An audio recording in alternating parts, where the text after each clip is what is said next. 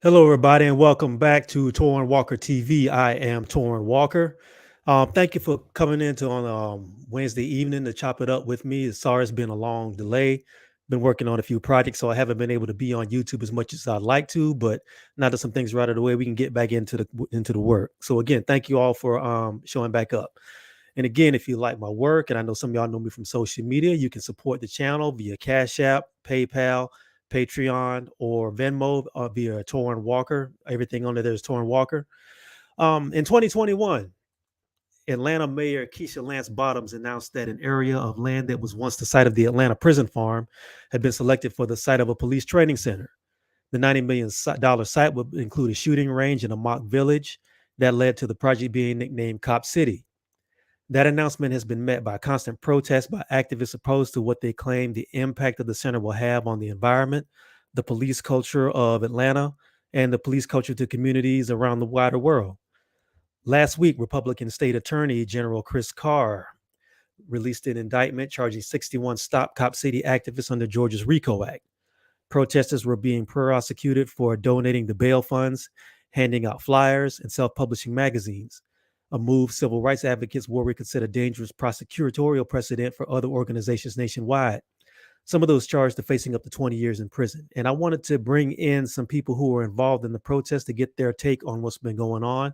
And so I wanted to introduce to the panel Amber from Community Movement Builders. I want to introduce Moose from Malcolm X Grassroots, and also Rafi Lysius from Community Movement Builders. How y'all doing? I'm doing well. Thanks for having us. No, my pleasure. Thank y'all for coming in to speak. Let's see, Rafi, can you hear me? No, we can't hear you, Rafi. Just unplug the mic.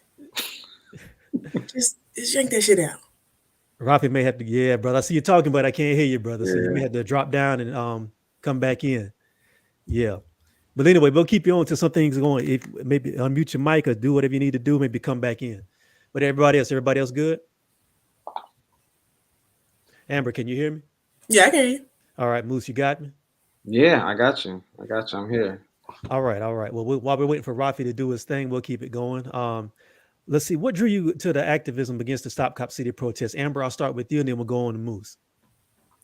I think one of the main things is that I know what it's like to experience like this huge militarization of policing because we've experienced it here in Memphis, and like what it feels like for them to come after you so strongly. I've had a secret grand jury pulled in for me for some stuff that I didn't do, and so I just know what that prosecution is like, and I also know how dangerous it is to militarize the police. We had sheriff officers with large taser shields, like they were on a Captain America movie for no reason for 20 protesters in the street. Like they've always been very over militarized. And so I just know how dangerous it will be to build a cop city, and how it will put our lives even further in danger. And we're already being, hunted and killed by police here in Memphis. Mm. Can you talk a little bit more about that? Tell me about some of the experiences you had in Memphis dealing with police and protests. So in 2020, I led a lot of protests around Breonna Taylor specifically, just because when I see Breonna Taylor, I see myself as another fat black person who's experienced police, who has experienced police being very rough with me just because of how I appear. I know what it's like to not be given any grace and to be over criminalized as a black person. And so we held solidarity protests, we shut down streets, and the police were always very immediately very forceful, even having them come out with the taser shields that I talked about, that they actually bought from a technology company in Louisville, Kentucky, and having to publicly scold the sheriff because we don't even understand why they're out here coming against 20 people shield that has 7,000 watts of electricity that could kill someone, and him making excuses saying, they're not supposed to use those, they're only supposed to use them in the jails. I was like, so they're using them on people, just not people in public. They still shouldn't be using them at all. So there was a lot that came out of us actually publicly protesting so much in 2020. And then also, recently with what happened with Cop City and folks still doing like solidarity protests here for that. All right, Moose, I'd love to get your take on it. Tell me a little bit about what drew you to protesting, what drew you to the Stop Cop City protests, and a little bit of your background in that. Hopefully, we'll get Rafi back in here in a minute. I think he's in backstage. I'm gonna see if I can bring him back in. Go ahead, brother. Yeah, no doubt. It's kind of a couple parts. I think it's partly political. So understanding and identifying myself as a new African and understanding what is required for self-determination for Black folks here and in other parts of the world. I know that police is antithetical to that. I know that they don't keep us safe. I know how they tend to sort of surveil the places where we are. And so, so there's a political aspect to it. The second aspect is just straight observation, right? You look at what they're trying to build in terms of the facilities on Cop City, and sort of what type of training they'll be doing with respect to those different types of facilities. You look at the ways in which the government has responded with the police forces to the protests that have been happening. And so you kind of just from observation, you look at the budget that the city allocates to policing already, and just the ways in which there's already examples of other cities, both in Georgia and outside of Georgia, that are doing similar projects. Kind of see the writing on the wall. So just by observation, it was something that compelled me to get involved. And I say finally, just personally, like I've had very few positive interactions with police officers. I've been stopped and frisked. I've been almost put in a paddy wagon here in the U.S. and in other parts of the world, right? So I also understand both the national but also the international implications of largely quote unquote, Black-led city allowing something like this to be established, and what that means for Black folks and other marginalized folks all over. And I've worn a bunch of different hats. I was telling Amber earlier, I've done legal observing, I've done canvassing, and so I've just tried to support in different ways that have been useful. All right. I think we got Rafi back on the mic. Rafi, welcome back, brother. Let's see. Are you with us? What's good, brother? Committed to that mic. Let's see. Let me try one more thing. You're looking good, brother. I just can't hear you. Let the mic go, Rafi. Let it go. Actually, I know that brother. Yeah, he was in Community Movement Builders too when I did a thing from last year. Yeah, what's up? And Rafi, can you hear me? Nothing? Sounds like he can hear us, but we just can't hear him. He can hear us, but the mic ain't working. Yeah, you may have to go old school with it, brother, and just yell at the laptop. Join us over here, the unmiked folks. It's all good, brother. Come on back. Yeah, he can hear us, but he can't hear. We can't hear him. All right, I'm gonna let you. I'm gonna keep you on the mic, Rafi. I'm gonna pull you out for a second. Don't go anywhere, but I'm gonna let you work on your mic, and we're gonna keep it moving. It's all good, brother. If one thing we learned in the post-COVID era, the mistakes are all good. It's all things happen. Just hang on, brother. We're gonna get you in there. All right, so let's move on to the next part of this. Let's talk a little bit about Cop City as an entity in itself. Let's talk a little bit about the dangers of a cop city, because there's been a lot of conversation about the protests, but for people who are not really involved in it and they only see the outside of it, what are some of the dangers of something like the quote unquote Atlanta Training Center, aka Cop City, being built in a city like Atlanta? Amber, I'll go to you. I think it sets a dangerous precedent that, instead of actually listening to the people and what they're asking for, when we're saying that we want, our communities to be more resourced, we want less policing, we're going to react the exact opposite and find a way to quell down those reactions that we saw in 2020, because y'all not finna set nothing else on fire. And we're not gonna, listen to the actual things you're telling us when you say police don't, make us feel safe. We're gonna just double down on that. And we're also seeing it setting a dangerous precedent for cop cities in other places. They're proposing a cop city in Nashville right now. They have one in Chicago. They're proposing one in Baltimore, in New Jersey, in Newark. Like it's very much a dangerous precedent being set. And if we allow cop city to be built in Atlanta, they'll be built in other places too. So that's why it can't happen. Well, talk a little bit about the specific dangers of that being built in Atlanta. I think specifically in the area that is being built in is more dangerous because of the environmental racism that it's going to cause and the noise pollution. One thing that I learned about the most in the Cop City movement is noise pollution, like what that does to people, hearing bullets going off all throughout the night, 24/7, what it does to someone's psyche. One of my friends, Kiana, her 8-year-old was hearing gunshots all the time because they have gun ranges in these poor Black neighborhoods in DeKalb that they don't have in other places that are open 24 hours. But the other gun ranges the police officers can go to aren't open 24 hours. They have set hours of time because they care about the rich white kids. They don't care what Black and brown youth have to deal with, and they don't care about the psychological trauma they're causing because that's how the system is set up to traumatize them. So they want to make sure they're hearing those gunshots 24/7 all throughout the night and not able to focus in school and not able to get through like their schoolwork and be a good productive person. They don't want them to develop. So they want to start them off young, already traumatizing them. Muzi, I'd love to get your thoughts. Go ahead, brother. Yeah, I mean, I think in addition to sort of the environmental aspects, I think also just kind of what this means for democracy and how people can show up or feel they can show up. I think another issue is just safety, right? Just the fact that it's already being located in a place where you got a lot of Black and other marginalized folks. The fact that they're building housing for police officers in Southwest and Pittsburgh, and just think about what that means with respect to just people's overall safety, particularly folks who are already, I mean, there's a lot of reporting that's been done, a lot of research that's been done around the ways in which Black folks in Atlanta are multiple times more likely to be arrested, multiple times more likely to engage in encounters where they experience violence here in Atlanta. And so that's a huge concern for me. Also, just the fact that you're just continuing to drain resources and continue this trend toward thinking that policing is going to be the solution to the issues that folks are facing.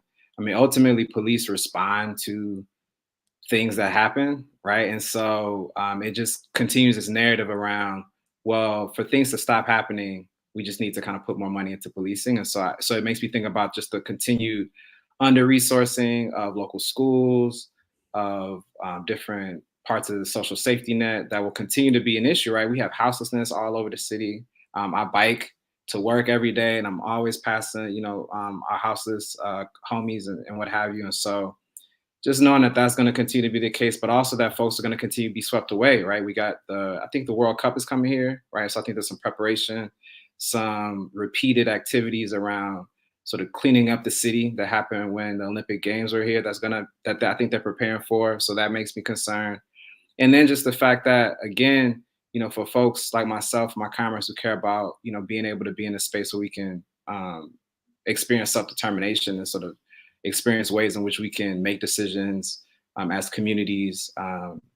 It's an existential threat to that, as Amber mentioned, not just here in Atlanta, but other places as well. All right, I think Rafi may have his mic situation under control, so let's bring him on back in. Let's see. Hey, Rafi, what's up? Or not? Rafi, what's good, bro? I don't know if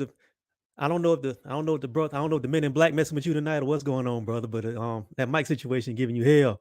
I don't know what's happening. It's the feds, man. It's the feds. Let me see. Let me try something on my end, brother, because I really want you to contribute to this conversation, man. I know your work, so let me see something real quick. I'm gonna pull you out. The invite I sent you still works. I'm gonna pull you out completely. Come back in, and we'll see if that works for you. Hold tight.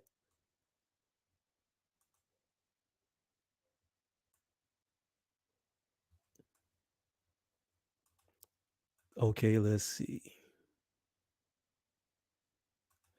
Yeah, come on. I'm gonna drop you back out, Rafi, and then come on back in with the invite I just sent you, and then we'll keep going.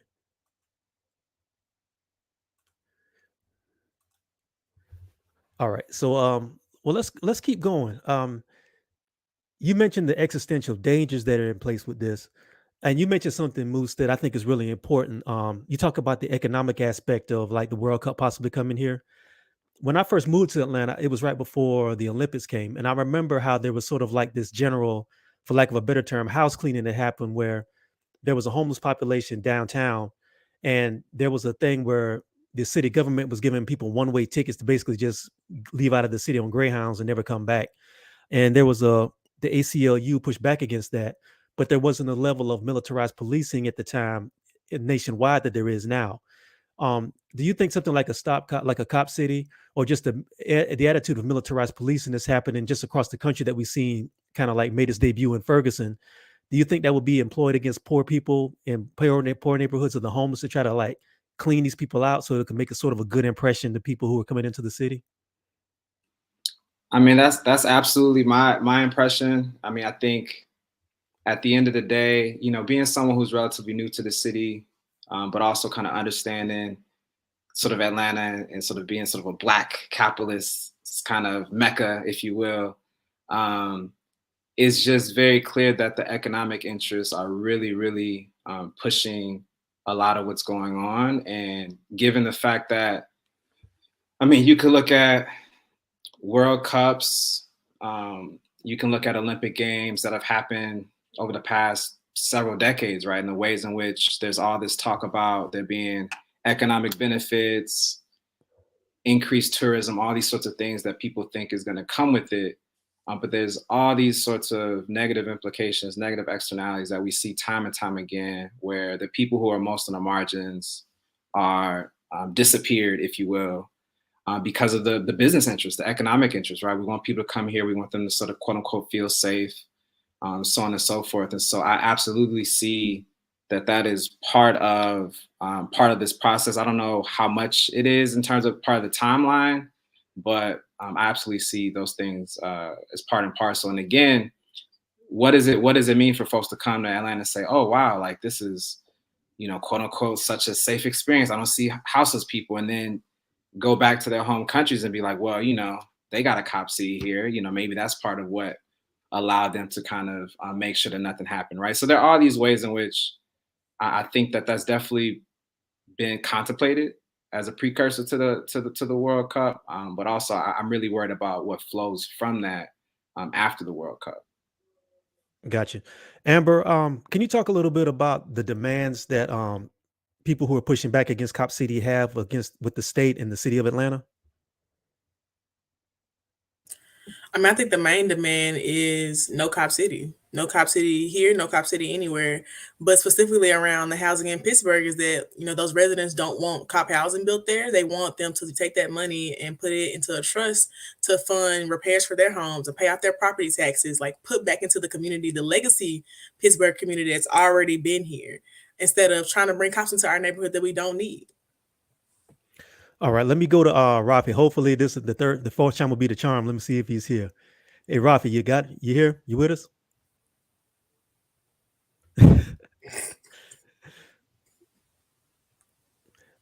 Brother, I'm gonna say this with love. It's time to unplug that mic and just do it through the mic, the laptop, brother. I know you're probably dropping some jewels, man. It's like Forrest Gump. You know, you yelling, but can't nobody hear you on the mic and stuff. And that's all I got to say about that. I feel you, brother. It's all love. I think he said he doesn't know how to fix it. Yeah, man. I don't know, man. It's all good. Yeah. He said know how to fix it. It's just not working. The international Black speak right here. We understand what you're saying, brother. Yeah. Sorry, Rafi. It's a shame, man. If y'all knew Rafi, man, he's a very connected activist in the city of Atlanta, man. I don't know if I got to send him a pen and a paper or just hold it up like they do on like on TV shows or whatever. But it's all good, brother. You know, we may just have to keep it rolling, brother. But we'll keep pushing with you. Much love. Let's see. We're gonna have him here in spirit. Let's go to Moose, what are your demands? Are they similar to what Amber's saying? Because I know there's different groups that are tied into this. Do you all have similar demands, or do you have something specific you like to say you like to see the city do? I think the demands are pretty similar, right? So not having a cop city. I mean, for me, part of it, and I think for others, part of it too, is let's use that money in different ways, right? And so, as someone who has done a good amount of legal work, as well as some political education, some organizing work around solidarity economics, social solidarity economics, terms that were included in the RICO indictment. You know, I think about the ways in which there are these other ways that we can not only sort of build social safety nets, but also do it in ways that are rooted in community, are rooted in ways of being that are a bit more communal, that are a bit more connected to some of the practices that we engaged in before we got thrust into racial capitalism and sort of all this individualism. And so And there's some folks in Atlanta doing some really awesome work, right? That the city could be investing in. I mean, I know Community Movement Builders is doing some work around some cooperatives. You got Gangsters of Growers. You got folks doing even alternatives to policing. So just thinking about just what could be done with that money, and so so yeah, I mean, no cop city really anywhere, right? I know there are some people in the camp who are like, I don't like the location, so maybe we move it somewhere else, like further out. I'm like, we don't need that nowhere, because again, it presumes the fact that having well-trained police will increase safety, and we know time and time again that officers who've had hours upon hours upon hours of training are still engaging in violence against our people, which includes people being murdered, but also there are people who aren't murdered who are still experiencing violence at the hands of police, right? In the ways that there's not really an accountability. And so yeah, so I think that's the part of the spectrum that I'm on, which is kind of, we don't need a cop city anywhere, and we can use those funds for more alternatives that are rooted in really trying to help people and not trying to center sort of profit and capitalists. Amber, I want to ask you, because I think something that people don't understand or they don't hear a lot about is the fact that some of the training procedures that Atlanta Police Department does get exported around the world. Like, there's a situation right now where police from Israel are training with the Atlanta Police Department. And if you look at some of the footage of some of the things that are going on in Palestine right now, some of the chokeholds and some of the police procedures that you see happen in Ferguson and happen in Minneapolis and happen in a lot of cities where a lot of these protests have happened over the past 4 or 5 years, you can see some identical things going on right now in Gaza and in the West Bank. Some of the same police, some of the same weaponry, some of the same chokeholds, some of the same holds that they use on Palestinians. Can you talk a little bit about how this police procedure in Stop Cop City may have larger repercussions outside of just even American policing, how they may translate around the world? Yeah, so the Atlanta Police Department has had a program, the Gilly program, that's like a exchange program with the Israel Defense Force for a long time. Actually, our current police chief in Memphis, CJ Davis, started it, and then after she started it, she took that program to other cities like Memphis, who also does it, who's had officers go over to Israel to learn tactics. She did it in North Carolina when she was in Durham. There's other police departments who have followed after her, and done the programs, like joined the program they were having, because they're told that it has these great results. But it doesn't. It's just a further way to militarize police and brutalize folks. And now they got $1 million lawsuits coming at the. Oh, can I cuss? Yeah, we all grown They here. got $1 million lawsuits coming out the ass because they keep killing people or brutally hurting people. There's some people here who didn't die, but they were very badly injured. There was a guy here who was shot in the back like 12 times, and he lived, but he was shot in the back 12 times. So they got lawsuits from that. They've choked people. The same type of tactics you're seeing with the Gilly program in Atlanta, they do here in Memphis and other places. So it's very dangerous because they're going to have that same program at the Cop City facility, but also more importantly, a huge amount of the funding for Cop City, the way they're going to pay it back is by leasing out the place for other officers to come there. And the police foundation even said when they were pitching the idea that 43% of the people who are going to train here are going to be from other police departments because they need them to come there so they can make money to pay back the money they're getting from the city. So that's another reason why it's really important, because they're going to learn those same tactics that the Israel police force has been teaching Atlanta police. And it's going to make our police departments even worse. And they're already killing folks. The Memphis Police Department has the most training hours of any police department in Tennessee. They still murder people because it has nothing to do with training. So I think that's the biggest thing, is making sure we recognize that this is a national police training facility they're trying to build. They've said that themselves because they have to pitch it that way so they can get the money back that they're borrowing from the city for the leasing that they're doing. So they have to have other people come, like other police departments come down. And I think that's the biggest thing that I've been stressing to folks is, one, we're not building Cop City, and two, your police department does not need to go down there to train because it's not going to make your police force any better. All right. Let me see. Let's try it one more time. Rafi, unmute your mic. I think you might have your mic muted. Go ahead and unmute it, because I don't have you muted over here. Rafi, can you hear me now?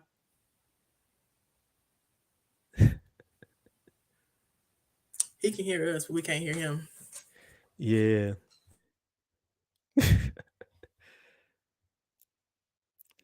All right, brother. I'm gonna give you a few more minutes. Take your time. Um, well, let's see. Let me, Moose. Let me ask you this: what has the response been to from the city of Atlanta to your demands?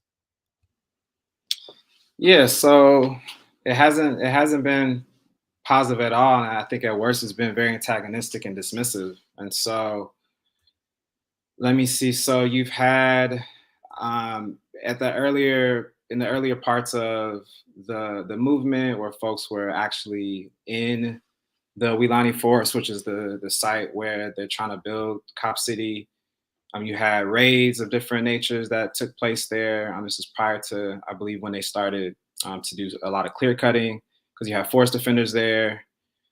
And during that time, you had, in addition to sort of periodic raids, you had different events that were happening there, a lot of police presence. Ultimately, earlier this year, you had a forest defender who was murdered, Manuel Tortuguita Torraine. And so you've had that, and then in the context of protests in other parts of the city, you've had police presence, issues around folks getting arrested in certain contexts. When it comes to kind of going through the normal channels, right? So kind of backing up and saying, okay, there's direct actions. I know people have different tactics, different thoughts around those sorts of efforts.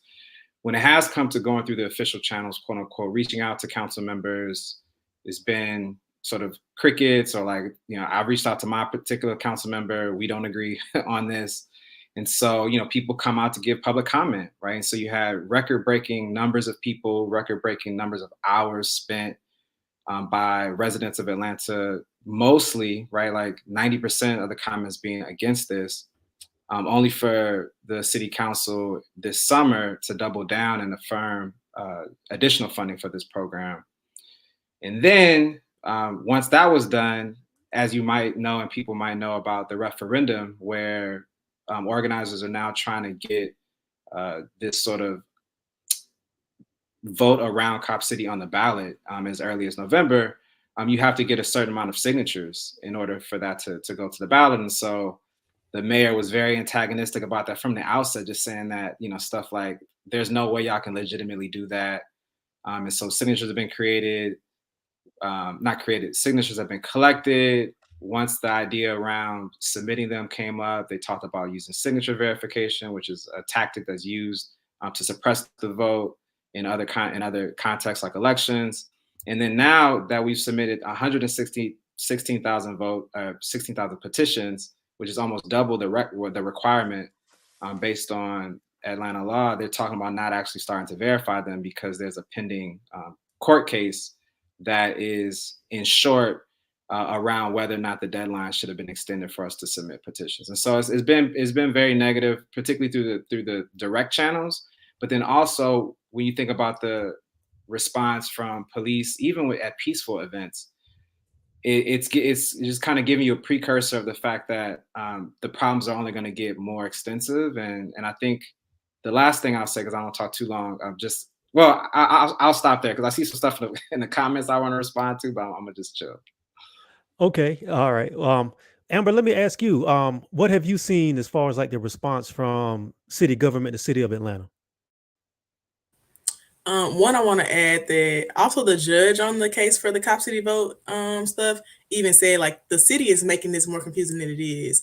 And although I'm going to deny this motion, the city is still the issue here. And the only reason why there's all this confusion is because of the way the city of Atlanta is handling this, which I think is also important because even a federal judge is like, y'all are stupid. Um, but I feel like the city officials have been trash. I mean, there were only two who like outwardly said they did not support it. What's that dude named Antonio? Can't remember his last name. Antonio Lewis.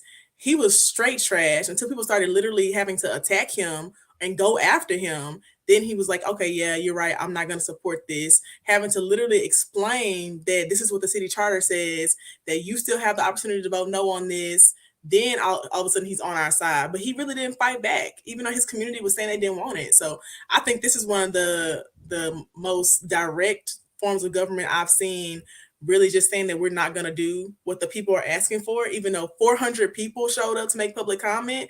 And of that 400, only 3 of them spoke in favor of it.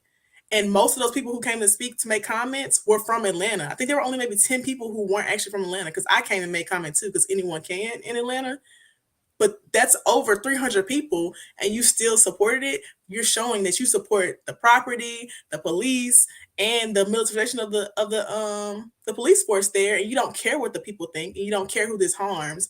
And like I said in my comments, you can't have the city administration saying this is the year of the youth, when we're going to push for environmental racism in a community that has a lot of Black and brown youth, when you're pushing for disinvestment in a community and funding the police in this large community of Black and brown youth. We really were wanting to give back to the youth and make this the year of the youth. We wouldn't just be offering them a basketball game. We would actually be doing things for them and listening to them, what they were asking for, and they don't want more police.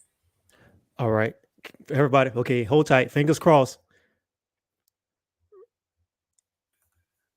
Rafi, how you doing? Yo, I appreciate y'all. Yes, sir. sir. On me for real. Goodness gracious. Before y'all say anything, it's not the mic, it was the computer. It was not the mic. I don't know what was going on because I tried the computer mic. But I'm glad to be on, man. I appreciate y'all having me, even 30 minutes later. It's all good, man. You know, the universe moves things the way it's on the time it's supposed to move, brother. I'm just glad you're here. Absolutely, man. I appreciate you. Yeah, man. I know you've been listening. I know you because you couldn't talk, so you had to listen. So let me. I had no choice, man. Yeah, but that's good though, man. Look at Mike, all nice color and everything, because he was looking like an old black and white movie a minute ago, brother. So I'm glad you're here. I was struggling. I can't hold you, man. It was on your MacBook, Rafi? I don't have a MacBook. This is somebody else's MacBook. I was using a PC, and that might have been the problem. I'm not gonna hold you. Man, I ain't gonna say that. I've done some good work on PCs. I've done some good work on Mac, so I'm gonna be quiet. So let me go ahead. Well, let me throw this to you, brother. I know the Stop Cop City movement has been going on for the past like 2 years now, and I know you've been dealing with community work for a lot longer than that. We actually talked through Kamau and everything that when we did that thing at the community garden a couple years ago. So let me ask you, what kind of response have you seen from the city and the city council pushing back against Stop Cop City? And I also got another question for you. I would like you to answer, and I'll go around the panel for this. What has the reaction to the Stop Cop City protest been? How has that affected your opinion of the city of Atlanta itself? Because Atlanta sells itself as this quote unquote Black Mecca, and it prides itself on eating off the civil rights movement, or at least the legacy of the civil rights movement. So I'd love to get your thoughts on what this looks like in the modern day. I think the primary response from the city of Atlanta, from city government, has mainly been obfuscation. There's been a huge propaganda apparatus, and there's been a huge wave of censorship from the beginning of the Stop Cop City movement. So a lot of what they've been trying to do is portray the movement as being a white movement, as being, an only anarchist movement, as being, only people who are like opposed to the state. So these aren't like normal working people. These are just people from out of town, some white folks that just want to act crazy in your neighborhood. You ain't got to worry about them. We're just going to arrest them and keep you safe. And I think one of the most frustrating things about that is that while Joyce Shepard was the one who brought this ordinance to city council, and Antonio Lewis was running to replace her, right, on a very like anti-cop city sort of platform, as soon as he got into this office, as soon as he got into this seat, he really abandoned the position and the people that put him in that position, right, in order to ingratiate himself to, his fellow members of city council and ingratiate himself to Andre Dickens. And matter of fact, on that day when we were out there speaking at City Hall, to City Council about, how we are opposed to Cop City, and I was like number 280 something on the list. I spoke directly to Antonio, about the kind of work that the people who were getting arrested were doing inside of these neighborhoods, right? And I've been around these neighborhoods for pretty much all my life. Like, I go to church in Lakewood, and I built that church in Lakewood. I put the shovel in the ground right there, right on Constitution Road by which Cop City is being built. You know what I mean? And I've seen conditions at the worst, and I've seen it at its best. And the presence of police has never made a difference in Lakewood. It has never made a difference in Pittsburgh. It has never made a difference in Atlanta at all. And for folks like Antonio Lewis to come through saying, oh, I come out the trap, I come from the streets, blah, blah, blah, blah, and not representing the actual people who are most susceptible to the kind of violence that police bring to this neighborhood, it really just goes to show that it doesn't really matter who you put in this position. Power is going to serve power, period. Amber, I'd love to get your thoughts on that, and then you, Moose. Yeah, I mean, I agree. I definitely called out Antonio and his raggedy hairline as well, because he, I mean, from what I saw, immediately abandoned the position and made lots of excuses until people were directly calling him out. So he felt pressured by his constituents. Then he wanted to say, "Oh, I'm available. I'll talk to y'all." It's not about talking to us; it's about you acting. And when you run for a position and you say, "I'm going to stand on something," stand on that. Be the man that you keep saying that you are, that he's just this regular hood nigga. You're not acting like a regular hood nigga. You're acting like a sellout. You're acting like a field nigga. You're acting like, you're trying to keep up the masses' plans, and we're not okay with that. And he didn't like being called out, but he also acted accordingly. He switched up real quick. We were in the city council chambers. So I think call outs and pressure works, because we saw it happening in real time. And Moose, what are your thoughts? Because like I said earlier, there's the idea of Atlanta, then there's the reality of it. I'd love to get your thoughts on this, especially with this situation. Yeah, so I've only been here about a little over a year. So I have a slightly different perspective, and again, because I do a lot of work around cooperative economics, I know that was something that Martin Luther King, particularly at the end of his life, was thinking about. I know that Ella Baker, Fannie Lou Hamer, a lot of the sort of civil rights giants that are sort of often brought up, actually understood the realities that capitalism actually doesn't serve our people. And I think that this situation really brings into the forefront just a major contradiction that we're seeing all over the country when it comes to representative democracy, particularly when we talk about Black folks in power, and the ways in which capital always captures our people when it comes to these institutions, right? And so I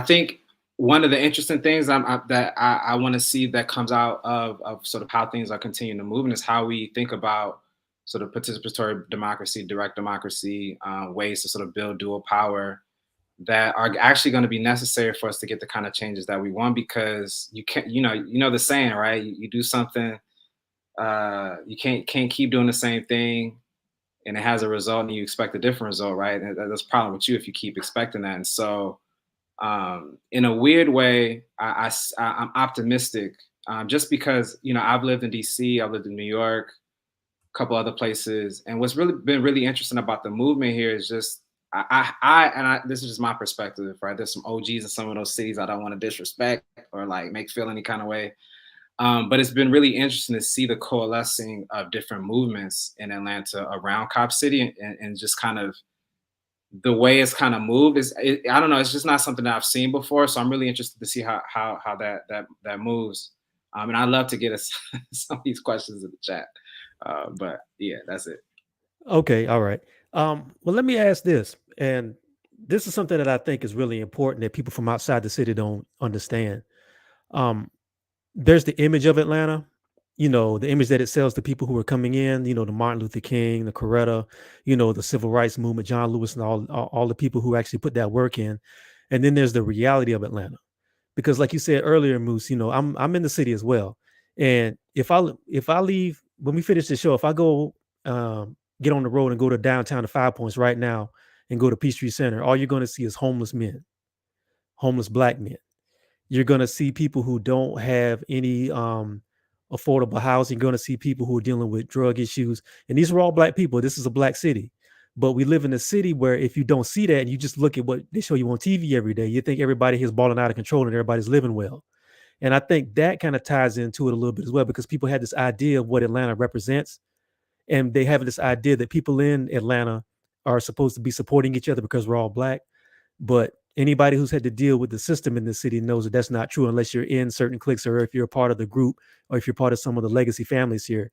And I think sometimes some activism, I think there's a little bit of a clash, even a cultural clash, between activists in the modern day who are younger and the old guard of activists who can't really connect with the people who they should be connecting with. And I'd love to get Amber's thoughts on that, and then Rafi, and then Moose, and we'll go around. I definitely think there's a clash with the old guard. I know Moose talks a lot about like solidarity economy and stuff like that. And that's a thing that we focus on here, and self-determination. And I think that the older guard really likes the imagery of, people marching in suits and like stuff that MLK did, right? But not the actual ideals, not the more radical ideals of, self-determination, us keeping ourselves safe. How can we create communities where we can rely on each other and support each other, and not say that we need policing, or support each other economically so that people are making, what they need to provide for their families, and don't go out to commit poverty crimes. Like, what can we do to set up that kind of society? And then you have us, who they think are more radical, and calling us socialists, when we just want people to live great lives, right? We want people to thrive as Black folks.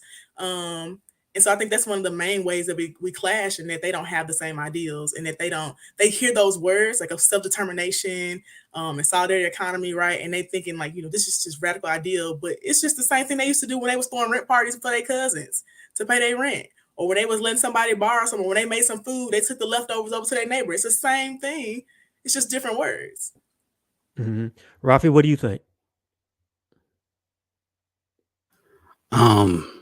Really, something that's really starkly emphasized for me is this past week, one of my neighbors in Pittsburgh got evicted, right?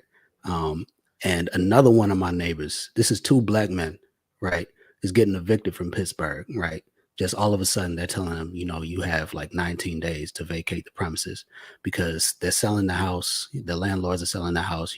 It's another home being gentrified in Pittsburgh. And at the same time, up on Bender Street, the Atlanta Police Foundation is building 5 brand new homes, subsidized housing for police in Pittsburgh, right? And this is the same organization that's building Cop City, right? So when I think about this myth of Atlanta, having been in Atlanta for my entire life, having seen like there's no exit that you can get off of in Atlanta without seeing a homeless Black man on a corner. And we know like Black men are the most vulnerable to houselessness, the most vulnerable to police violence, right?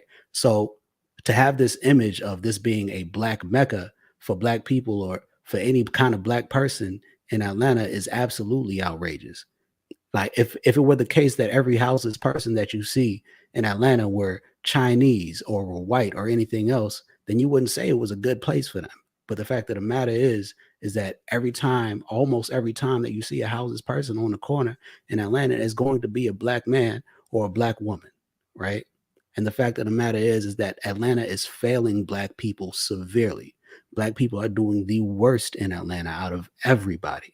And every time a Black neighborhood develops, Black people have to get kicked out of the neighborhood in order for it to develop. Moose, what do you have to say on this? Yeah, I mean, I don't have much to add on this particular point. The only thing I would say is that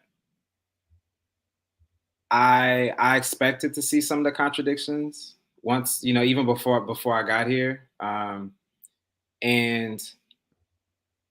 it's just kind of, a lot of it's just kind of been confirmed. You know what I'm saying? Just in terms of my experience, whether it's so like I said, I do legal work, and sometimes, particularly around sort of cooperatives, but I've also done like small business, nonprofit stuff, and you talk to folks in these spaces, and there's like a desire to want to collaborate, but like the mechanism that people, like, their default is just like this sort of capitalist kind of individualist structure. And it's just been really hard to kind of have conversations with folks, particularly folks who, have some sort of relatively stable and or upwardly mobile sort of class status, right? And it's just like, I anticipated, but I was a little bit more optimistic. Like maybe it's like people want to kind of collaborate, but like Amber was mentioning, like these are practices that folks, cousins and aunties and grandparents been engaging in. But it's just been really disappointing when I'm having conversations with folks, and it's just like kind of retrenching into sort of this kind of like Black capitalism is gonna save us. And yeah, it's that's just kind of been my experience so far. I feel you. Before we move on, just let me remind everybody that I am Torraine Walker. I'm an independent journalist. I am also a content creator. And if you like the channel, if you like my work, you can show love by either subscribing to the channel, and you can also support the channel via Cash App, PayPal, Patreon, Venmo, and Zelle. All my socials are Torraine Walker. My PayPal is Real Torraine Walker. My Patreon is Torraine Walker, and my Venmo is Torraine Walker. See the pattern? I kind of keep it all simple over here. So let's get back to the let's go get a little bit deeper into this. Let's talk a little bit about the unfortunate death of Manuel Esteban Paez Terran. I hope I didn't butcher his name. Forgive me if I did. Manuel Perez Terran was killed on January 18, 2023, during a raid on a group of forest protectors who were pushing back against the Cop City bill. I'd like to ask the panel, what effect has his death had on the mood and actions of people involved in protesting Cop City? I would rather Rafi answer, but I just wanted to say that Torta get to use they them uses they them pronouns. It's just when you're talking about it. Okay, gotcha. Go ahead, Rafi. The movement really rallied around Tort after their murder in early January, but it also shook a lot of people because we realized just how serious the GBI, the Georgia State Patrol, the city of Atlanta, and the state of Georgia are about making sure that this project goes through, and how much they have riding on it, and that they're willing to kill to make this happen. And they're willing to kill, and they know that they will continue to kill in order to make this happen, and that they're willing to bring people up on trumped up domestic terrorism charges and all of that sort of thing. So combining, like, at the same time, these trumped up domestic terrorism charges along with a murder of somebody who was simply in the forest, just protesting, just sitting out trying to stop people from continuing to be killed in this police state, right? And somebody who was very explicit in saying that you're never going to be able to beat the police when it comes to violence because they have a monopoly on violence. And then to try to paint a narrative as if this person would, when they're surrounded by police, start shooting at police is absolutely asinine, right? Not only that, but after hearing, the candid tapes of, police saying like, oh, you fucked up your own guy and everything else like that, it really seems like they're not even trying to cover it up all that well because they know they have the apparatus and they have the tools to get away with it regardless, and that the only thing that is really opposing them is the people. And what really is going to make the difference at the end of this is the people getting involved and getting active in this, right? Not just the activists. It got to be folks that been living here forever and been living here and are going to continue to live here. It can't just be people that come here to stop Cop City. We love the support, but number one, we got to get our folks on board. Amber, let me ask you, if you are dealing with a state and if you're dealing with a force that feels like violent death is not off the table, what does that do to people who are trying to create change in a nonviolent way, or even in a way that's really confrontational, when you have the specter of possible death in the back of your mind? Do you think that's a conscious effect? Do you think that was sort of like a conscious decision by quote unquote the powers that be to say that we're going to make an example in a way? Well, one, I mean, I have that reality as a Black person every day, so it's never consciously thinking about that. I know every day that could happen to me. But two, I definitely think they were making a power move and saying that, we're going to create this narrative that this is the person that we know has a gun license of some kind. We're going to say that, they brought this gun and plant something on them as a way to kind of shake the movement. I think it backfired. I think I saw more national support immediately after what happened to Tort than way before that, within that year they had been in the forest. So I definitely think it backfired on them and it built up an even bigger movement that they are afraid of, to the point of, RICO charges. Mm-hmm. Let's go to Moose. I think Rafi dropped out for a second, but I'll see if I can bring him back in. Moose, what are your thoughts? I'd love to get your take on this. Yeah, my two quick thoughts on the question. I think one, because I'm a teacher and was teaching during this time, I definitely saw the ways in which Tortuguita's murder galvanized like a lot of the youth and like the students who I was working with, some of my colleagues as well, in sort of getting more involved. And I would also say, you know, in addition to sort of seeing sort of support kind of nationally, I feel like it galvanized a lot more support internationally. And again, this is from my perspective, not having been here that long, but it seemed like I was seeing stuff on like Al Jazeera, you know what I mean, and like, you know, other news outlets that I check out that aren't necessarily domestic. After Tortuguita was murdered, and I think it also kind of began in a lot of ways, or continued to sort of rev up the process that the state has been continuing to use, just around continuing to sort of criminalize, to demonize folks who are sort of doing this work. I mean, if you look at the RICO indictment, I mean, they're talking about like mutual aid and like solidarity and like all these sorts of terms that are really around sort of people supporting each other and sort of mixing in anarchism and sort of painting these really, really broad brushes to kind of sort of paint this narrative that they've really been trying to paint and been doing so in earnest, in part because you've had so many people, I think, galvanized and interested in this movement in different ways after Tortuguita was murdered. All right, that's actually a good segue into the next question, because there's been a lot of talk, and last week, like I said at the top of the show, State Attorney Chris Carr indicted 61 activists involved with Stop Cop City on RICO charges. And looking over the indictments, some of the charges are almost classic activist tactics. People are being charged for, donating the bail funds, for handing out flyers and, self-publishing magazines. And my concern about this, and I think everybody's concerned about this, should be the fact that if you start criminalizing things that are not even normally connected to things that you would normally use a RICO charge for, these are basic, classic, nonviolent protest techniques.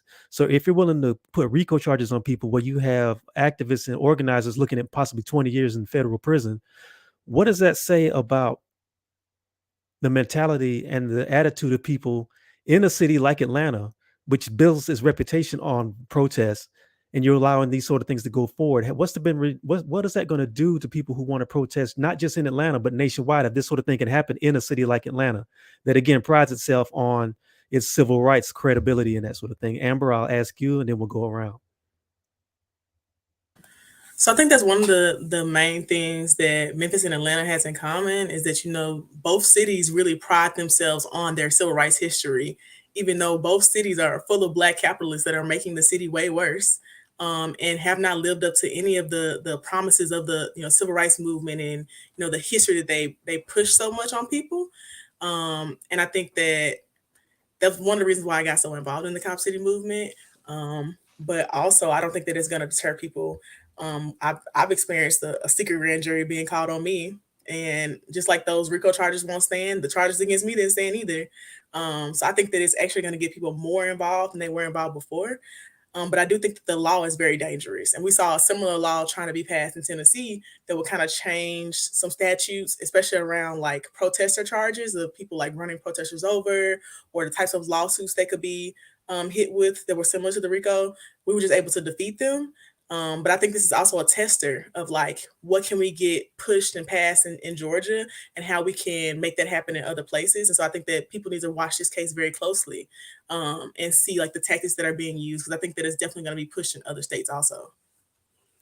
Rafi, what do you think about this? Because it really is frightening in a way that something, like I said earlier, there's something that Atlanta, again, has built this reputation and has got a lot of economic benefit from, is basically turned against people who are basically using the same tactics that the city and the city founders built itself on. Sorry, I don't do it. Myself. I got you. Don't do it. I ain't gonna do it. I ain't gonna do it.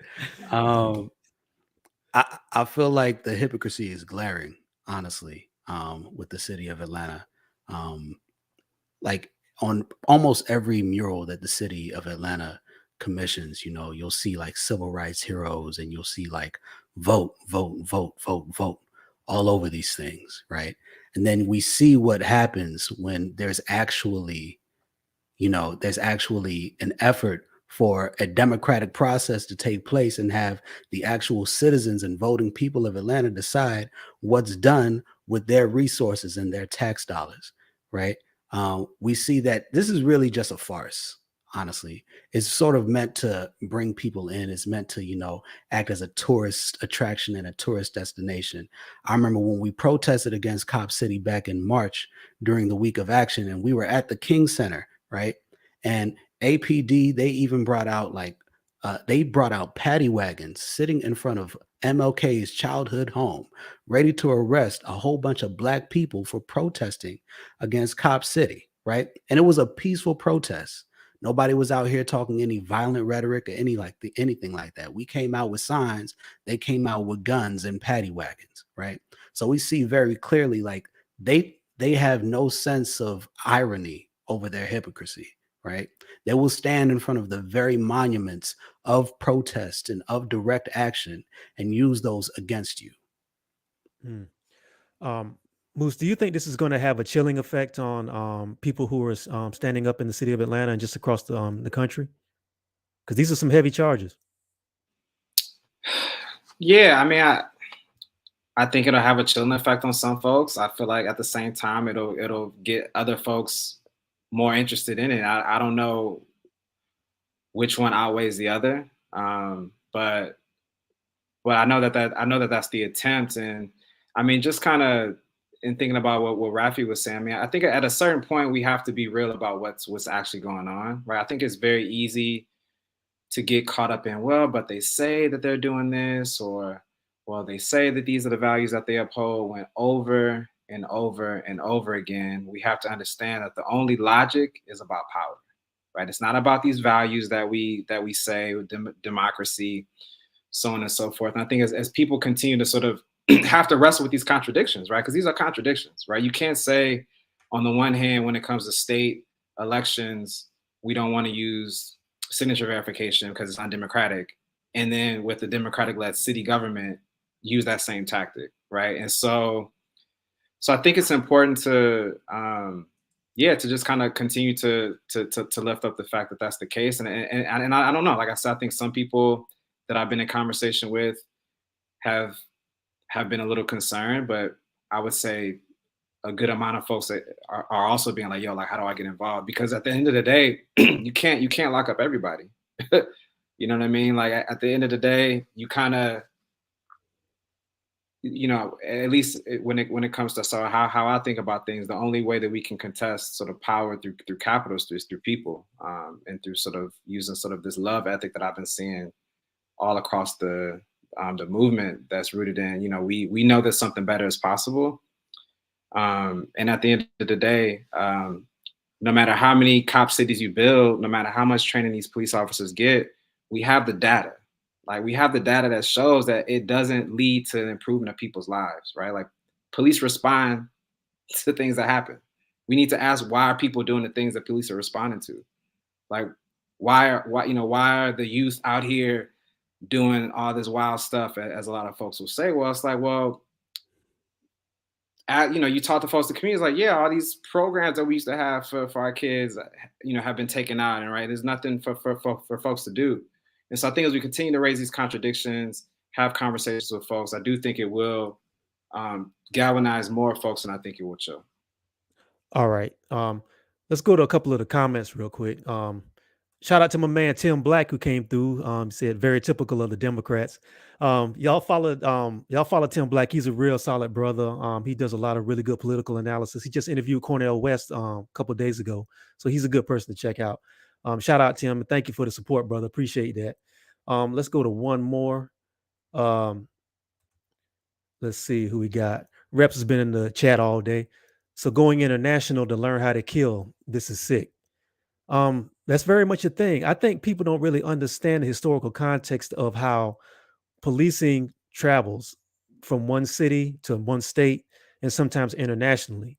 Some of the same programs that you saw happen in America, even during the civil rights movement, got exported to the South America via Operation Condor. There's a lot of data that's been done on that, how like a lot of brutality and a lot of police brutality was transferred to Europe during the Cold War, South America. also in sub-Saharan Africa during the Cold War there. Shout out to Fidel for helping to support the Angolans and Mozambicans and everything. A lot of these things don't happen just in a vacuum. A lot of things that we see happen on your street have repercussions around the world. And I think that's something that people need to have a conversation about. I want to wind out the conversation with one last question. I'd like to go around that panel one last time, and I'd like to ask everybody, what are your predictions for the future regarding the Cop City protests and protests in Atlanta? And we'll start with Amber, we'll go to Moose, and then we'll round out with Rafi. I think they're only going to grow. I mean, we see the Block Cop City movement now doing a 50-state tour, speaking tour to galvanize more folks. We already have people here in Memphis and Nashville, other places who are going to be supporting. So I think it's only going to grow and get bigger, and Cop City will never be built. All right, Moose, what are your thoughts? What do you think? What do you see the future looking like? Yeah, I see the movement continuing to build because honestly, there's like no alternative. In my opinion, I think people will continue to see that. I think folks will continue to work on sort of building alternatives and experimenting around how we take care of each other and being successful and showing folks that there is another way, that there was a time before we had this capitalist structure, so on and so forth. And so, yeah, my hope is that this thing doesn't get built. And my hope is also that whatever energy has been poured into this continues to move into people's assemblies, gets to move into sort of folks kind of continue to build these relationships that can help us sort of also think about how do we build dual power, how do we challenge sort of the state and make sure that it's actually being accountable to people's needs. All right, Rafi, you're up. My hope for the end of this movement is that the people see their own power manifest in the city of Atlanta and recognize that their power doesn't lie in City Hall. It doesn't lie in City Council. It doesn't lie in Andre Dickens' pockets any more than it lied in Keisha Lance Bottom's pocket, any more than it lied in Kasim Reed's pocket, but that it lies within the hands of all of us linked together. So if every Black person in Atlanta would stand up and decide for themselves what they want to happen in their neighborhoods, how they want their neighborhoods to be governed, how they want their streets to look, how they want their houses to look, how they want their schools to function, and how they want their money to be allocated, we can make that happen. Democratic processes are possible, and the city government is not the thing that facilitates the democratic processes. The city government is in the way of real democratic processes. And so once we see that, and once those glaring contradictions are brought to light through this referendum process, I'm hoping that it will activate every Black person in Atlanta that cares about Black people, so that we continue to move work forward, not just around Cop City, but around everything that affects Black people in Atlanta. All right, thank you so much for your time, everybody. Anybody got anything you want to plug? Anything you're working on? Amber, Moose, Rafi, anything? Free the land, free the people, stop Cop City all day.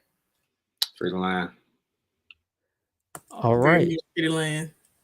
All right. Thank you all so much for your time. I appreciate it, man. Rafi, thank you for pushing through everything and coming back in, man. I'm glad we could get your voice on the mix, brother. I appreciate you holding out for me, man. I really do. Thank you. No doubt. So that's our time, everybody. Thank you all for watching the show. This has been Stop Protesting, Stop Cop City. I hope you got some education out of this. I hope you learned some things, and I hope you'll go out and put some work in your communities. My name is Torraine Walker. Y'all be good. Y'all be safe. Let's stay connected.